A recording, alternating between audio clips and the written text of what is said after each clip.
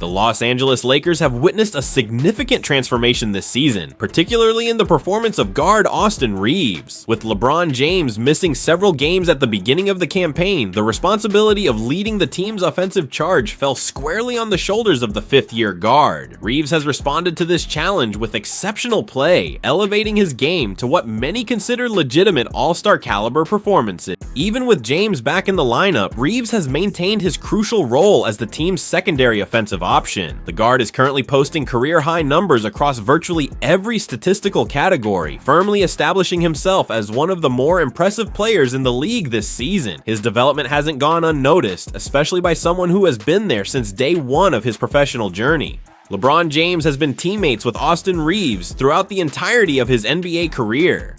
The veteran superstar has watched the young guard grow from an undrafted free agent into one of the Lakers' most dependable performers. Recently, during the latest episode of the Mind the Game podcast with Steve Nash, James took time to discuss Reaves' impressive rise this season and expressed genuine happiness about all the success his teammate is experiencing. James spoke candidly about how Reaves has picked up exactly where he left off from last season, particularly highlighting his confidence. The Lakers forward noted that Reaves is significantly healthier this year compared to last season, when he dealt with a persistent toe issue late in the campaign. Coming into this season with better physical condition has clearly made a difference in his ability to perform at a high level consistently. The veteran star emphasized that Reaves came into training camp in much better health, which has allowed him to build on the confidence he developed last year. James pointed out that Reaves understands his role is continuing to expand within the team structure. His usage rate has increased, and so has his responsibility on the court. He's no longer just another rotation player, but rather one of the key figures that the team relies upon to produce night after night. James spoke about how Reaves wants that responsibility and actively seeks it out. The coaching staff, led by head coach JJ Redick, recognized early on that it wouldn't be too far-fetched to give Reaves more responsibility within the offense. The guard has taken full advantage of every opportunity presented to him. His work ethic and dedication to improvement have been constants throughout his career, and they continue to serve him well as his role expands. What makes Reaves particularly effective, according to James, is his simple approach to life outside of basketball. The guard plays golf and plays basketball, and that's essentially his entire focus. He dedicates time to his craft, puts in the necessary work on the court, then clears his mind on the golf course. This routine creates a healthy balance that allows him to return to basketball refreshed and focused. After each basketball session, he uses golf as a mental reset before diving back into preparation for the next game. James characterized Reaves as simply a great person, someone whose approach to both basketball and life makes him easy to root for. The Lakers forward expressed genuine happiness for all the success Reaves has achieved so far this season. His thoughtful approach to managing both his professional responsibilities and personal downtime reflects maturity beyond his years. One thing that has remained consistent about Reaves throughout his journey from undrafted rookie to potential all-star is his commitment to putting in the necessary work. He doesn't take shortcuts, and he doesn't rely solely on natural talent. Instead, he dedicates himself to constant improvement, studying film, working on weaknesses, and refining his strengths. When Lakers executives talk about the kinds of players they want representing their organization, players who embody what the franchise stands for, Reaves serves as the perfect example. He represents the values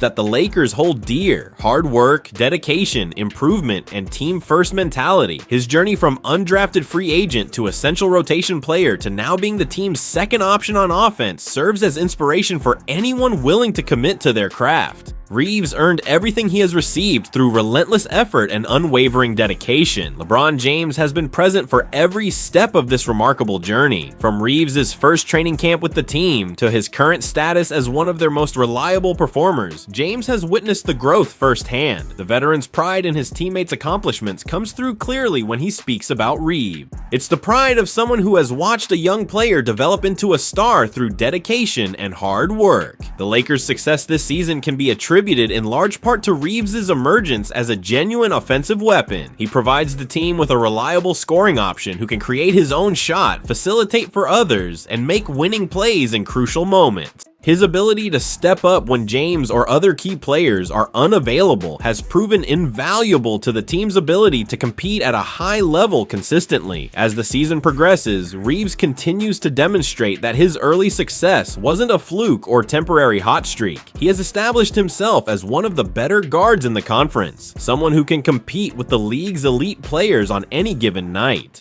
His confidence grows with each game, and his teammates feed off that energy and assurance. The relationship between James and Reeves extends beyond typical teammate dynamics. There's a genuine mentorship aspect to their connection, with James serving as both a veteran guide and supportive teammate. James understands what it takes to succeed at the highest level, and he's been able to share that knowledge with Reeves throughout his development. The young guard has been receptive to that guidance, implementing lessons learned while maintaining his own unique playing style. For Lakers fans, watching Reeves' development has been one of the more satisfying storylines of recent seasons. His journey represents hope for the future while also contributing significantly to the team's present success. The combination of veteran leadership from players like James and emerging talent like Reeves gives the Lakers a balanced roster capable of competing with anyone. James's public praise of Reeves also serves to validate the young guard's accomplishments. When one of the greatest players in basketball history speaks so highly of a teammate, it carries significant weight throughout the league. Other players, coaches, and executives take notice. Reeves is no longer flying under the radar as an undrafted success story. He's now recognized as a legitimate force in the NBA, someone who must be accounted for in game plans and defensive schemes. The Lakers organization has been patient with Reeves' development, allowing him to grow at his own pace rather than rushing him into roles he wasn't ready to handle.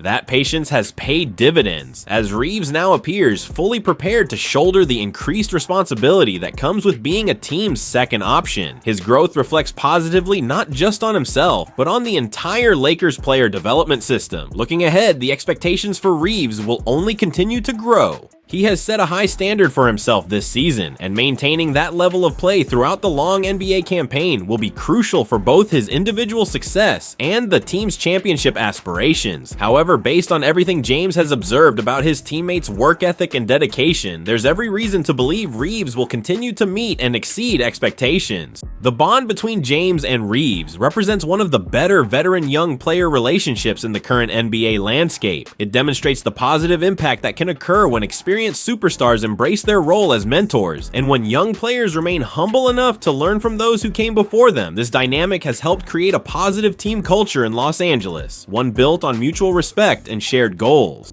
Austin Reeves has truly become one of the reasons why the Lakers have exceeded many preseason expectations this year. His ability to perform at a high level consistently, combined with his willingness to accept whatever role the team needs him to fill, makes him invaluable to the Lakers' success. LeBron James recognizes this value, and his public acknowledgement of Reeves' achievements serves as both praise for past accomplishments and encouragement for future success. The story of Austin Reeves continues to unfold, with each game adding another chapter to what has become one of the more inspiring narratives in recent Lakers history. From undrafted rookie to essential contributor to potential all-star, his journey exemplifies what can happen when talent meets opportunity and relentless work ethic. With LeBron James in his corner, supporting him every step of the way, the future looks exceptionally bright for the young guard who has captured the hearts of Lakers fans everywhere. Rich Paul has established himself as one of the most influential figures in professional basketball. As the longtime friend and agent of LeBron James, Paul has built an impressive roster of high-profile clients and become widely recognized as the most powerful broker in the sport. His influence extends far beyond simple contract negotiations, as he's known for pushing organizations to either compensate his clients appropriately or facilitate trades when situations become untenable. Paul has developed a reputation for using various platforms to advocate for his clients' interests. Whether through traditional media channels or other strategic communications, he makes his voice heard when necessary. Recently, Paul has entered the podcast space through a partnership with The Ringer, launching a new show that gives him yet another platform to share his perspectives on the basketball world. During the inaugural episode of his new podcast titled Game Over, co-hosted with Max Kellerman, Paul made some particularly pointed comments about the Los Angeles Lakers organization. These remarks are especially noteworthy noteworthy given the documented tension between the organization and James that emerged over the summer months. The timing and nature of Paul's comments suggest deeper concerns about the direction and culture of one of the NBA's most storied franchises. Paul began his critique by highlighting the Miami Heat organization, specifically praising team president Pat Riley's approach to building and maintaining a championship culture. According to Paul, Riley has consistently maintained a championship mindset throughout his tenure with the Heat. This mindset permeates every aspect of the organization, from the front office to the coaching staff to the players themselves. Paul emphasized that Riley established a foundation built on non-negotiable principles. Regardless of how upset individuals might be about certain decisions, regardless of personal feelings or preferences, the organization operates according to established championship standards. This consistency in approach creates an environment where everyone understands the expectations and what it takes to compete for titles year after year.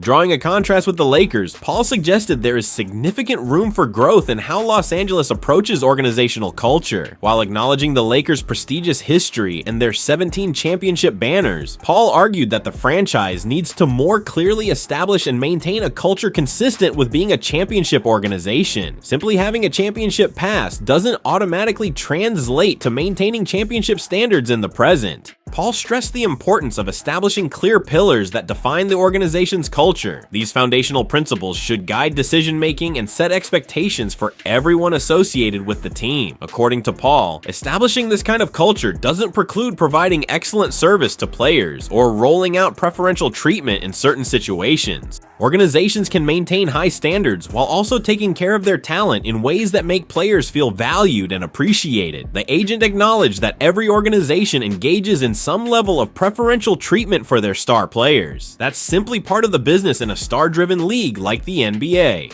However, Paul's point centered on the idea that providing good service and maintaining championship standards aren't mutually exclusive concepts. The best organizations like Miami under Riley's leadership managed to do both simultaneously. This critique from Paul carries additional weight when considered in the context of last summer's events. During that period, Paul publicly criticized the Lakers for their roster construction decisions, particularly regarding how they were building around Luka Doncic. He expressed concern that the organization was shifting away from a win-now approach toward a more long-term developmental timeline. This strategic shift raised questions about James's future with the franchise. At the time, Paul made it clear that James was questioning his long-term fit within the organization given these changes in direction. Multiple reports circulated suggesting that James wanted to be traded, though the specifics of these reports varied. The situation created considerable uncertainty about one of the greatest players in basketball history and his relationship with the Lakers organization. Ultimately, James remained with the Lakers as no trade materialized that satisfied all parties involved. The situation resolved itself, at least temporarily, and James recently made his season debut after recovering from his early season absence. However, the underlying tensions that surfaced during the summer haven't necessarily disappeared, as evidenced by Paul's recent comments about organizational culture.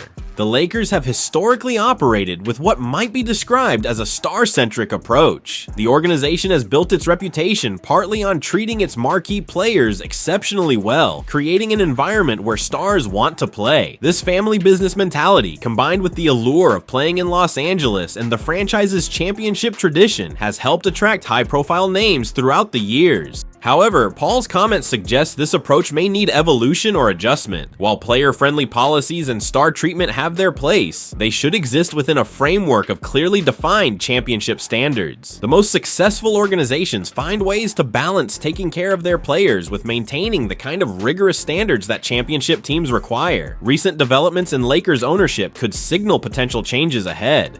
Mark Walter recently acquired the team, and with new ownership often comes fresh perspectives on organizational philosophy and operations. Walter's arrival might represent an opportunity for the Lakers to reevaluate their approach and potentially shift towards something more aligned with what Paul described when praising the Heat organization. Paul's reverence for the Miami Heat's organizational structure isn't surprising to anyone familiar with how that franchise operates. Under Riley's leadership, the Heat have established clear expectations and standards that everyone in the organization must meet. This consistency has helped Miami remain competitive year after year, even during periods when they haven't had the league's biggest stars on their roster. The Heat culture emphasizes discipline, accountability, and collective sacrifice in pursuit of championship success. Players who join Miami quickly learn that individual preferences take a back seat to team goals. While this approach can be demanding, it has proven effective in maintaining sustained success and attracting players who value winning above all else. Riley's willingness to make difficult decisions and hold everyone accountable regardless of status has become a defining characteristic of the Heat organization. For the Lakers, implementing similar cultural standards would require some adjustments to their current operational approach. The franchise's history of accommodating star players and operating as a destination for big names has served them well in many respects. However, as Paul suggests, this approach can be enhanced by more clearly defining and enforcing championship standards that apply across the organization. The challenge for the Lakers lies in finding the right balance. They need to maintain their appeal as a destination where stars want to play while also establishing the kind of rigorous culture that championship teams require. This isn't necessarily an either-or proposition, but rather a both-and situation that requires thoughtful implementation and consistent enforcement. Paul's public criticism of the Lakers organization represents more than just one agent's opinion.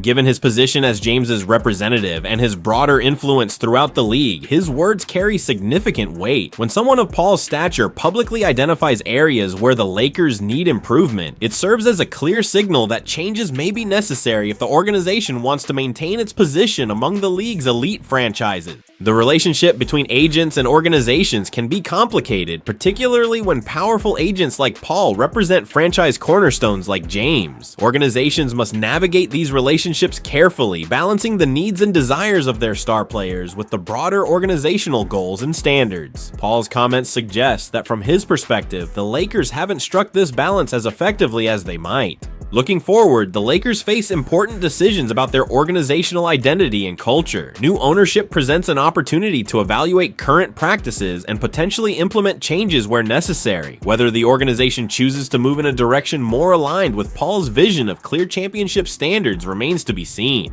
What's clear from Paul's comments is that simply relying on the Lakers' prestigious history and championship tradition isn't sufficient in his view. The franchise needs to actively establish and maintain cultural standards that reflect their championship aspirations. This means setting clear expectations, holding everyone accountable to those standards, and creating an environment where excellence isn't just expected but demanded. The timing of Paul's podcast launch and these specific comments about the Lakers isn't coincidental. As James moves deeper into the later stages of his career, questions about his future and the Lakers' direction become increasingly relevant. Paul's role as both James's agent and friend means he has unique insight into these considerations and a vested interest in ensuring the organization operates in ways that maximize James's remaining championship windows. For Lakers fans, Paul's comments might be concerning, or they might be viewed as constructive criticism designed to push the organization toward improvement. The interpretation likely depends on one's perspective about the current state of the franchise and its trajectory moving forward. What's undeniable is that Paul has identified what he sees as a significant area for organizational growth and improvement. The broader NBA community will be watching to see how the Lakers respond to this critique. Organizations don't always appreciate public criticism from agents, even ones as influential as Paul. However, the best organizations often use such feedback as an opportunity for introspection and potential improvement rather than defensiveness. As the season progresses, the Lakers' performance on the court will provide some indication of whether organizational culture issues are affecting the team's ability to compete at the highest level. If the team thrives and contends for championships, questions about culture might fade into the background. However, if struggles emerge, Paul's comments will likely be revisited as potential warning signs that weren't adequately addressed. Rich Paul's critique of the Lakers organization represents an important moment in the ongoing relationship between one of the league's most powerful agents and one of its most iconic franchises. His call for clearer championship standards and more defined organizational culture echoes what many successful franchises have implemented. Whether the Lakers choose to heed this advice and implement changes remains one of the more interesting storylines to follow as the season unfolds. The Los Angeles Lakers find themselves at an interesting crossroads as the season progresses. With a strong core group leading the way, the franchise has exceeded many preseason expectations and established themselves as legitimate contenders in the Western Conference. LeBron James, Luka Doncic, Austin Reeves, and DeAndre Ayton have formed the backbone of the team's success this season, providing the kind of star power necessary to compete at the highest level.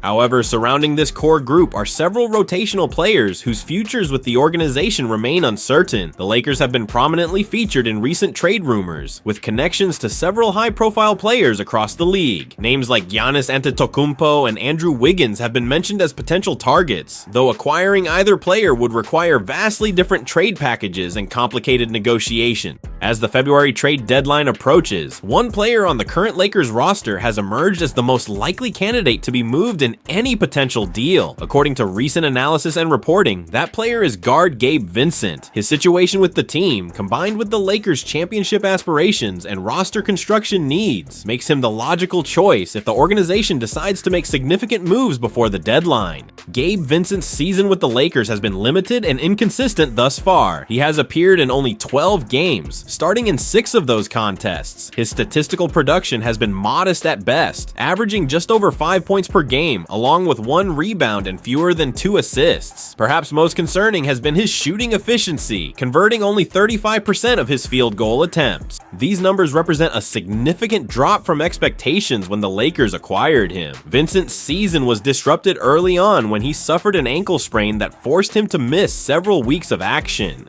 This injury came at an inopportune time, as he was still working to establish his role within the team's rotation and build chemistry with his new teammates. The extended absence made it even more difficult for him to find his rhythm once he returned to the court. Despite his offensive struggles, Vincent did show flashes of his capabilities in a loss to the Boston Celtics, where he scored a season-high 18 points. That performance represented his only double-digit scoring output of the season, as every other game has seen him score between 3 and 6 points. The inconsistency in his offensive production has made it difficult for the coaching staff to rely on him as a consistent contributor on that end of the floor.